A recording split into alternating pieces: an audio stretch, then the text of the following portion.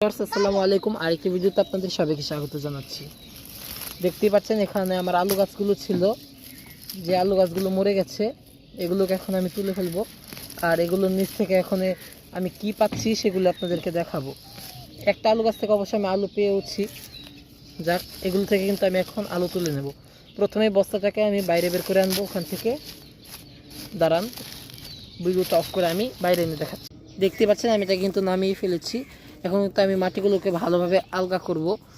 যেহেতু বেলে মাটি আমি তৈরি করার সময় এমনভাবে তৈরি করেছি, এই কারণে কিন্তু এটা এভাবে উঠে আসবে। এই যে দেখুন, এই যে গাছের গোড়াটা দেখুন একবার।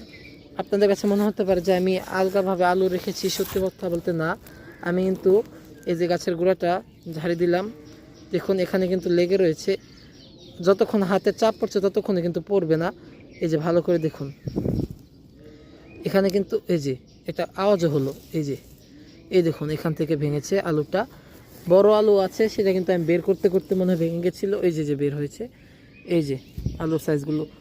যেহেতু আমি আলুগুলো লাগাতে অনেক দেরি করে ফেলেছি, তাই সেই কারণে কিন্তু আলুগুলো একদমই সুন্দরভাবে, মানে খুব বেশি বড় হয়নি।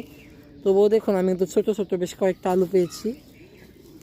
যেহেতু ফার্স্ট টাইম আমি এর আগে কোনো সময় আলু লাগাইনি, এবং আলু কীভাবে তুলতে হয় সেটাও জানি না। হাত দিয়ে খুঁজলে খুঁজলে আলুগুলো তুলছি আমি। মোটেও এভাবে আলু হয়তো তুলে না যারা খামারে বা খেতে চাষ করে। আমি এখন পুরোটা হাতরে দেখব আর কিছু আছে কি না। এই যে এখানে আমি যেহেতু আমি দুইটা গাছ লাগিয়েছিলাম, এই যে আমার হাত লাগা মাত্রই আলুগুলো ভেঙে যায়।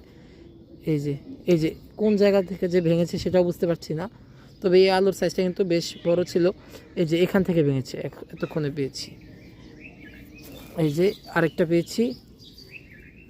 তবে আমি এখন আমার সেই পুরনো যে আলুটা লাগিয়েছিলাম সেটাকে পাচ্ছি না। আসল কথা যেটা, সেটাই পাওয়ার জন্য আমি খুঁজছি। ওই আলুটা পাচ্ছি না। ওটা কি পচে গেছে নাকি নষ্ট হয়ে গেছে। কিন্তু আগেরটা যখন খুলেছিলাম ওই কাটা আলু দুটো পেয়েছিলাম, ওগুলো অবশ্য পচে গেছিলো, তবুও পেয়েছিলাম। এই যে দেখুন আরেকটা পেয়েছি। এই যে এতগুলো মাত্র, এই অল্প কয়েকটা। এত বড় বস্তা লাগালাম। যদি সময় মতো লাগাতাম এবং ভালোভাবে আমি পরিচর্যা করতাম, তাহলে হয়তো আরও আলু পেতাম। যেহেতু আমি জানি না এর পরিচর্যা এবং এই আলু গাছ সম্পর্কে একদমই কম জানি, সেই কারণে কিন্তু এমনটা হয়েছে।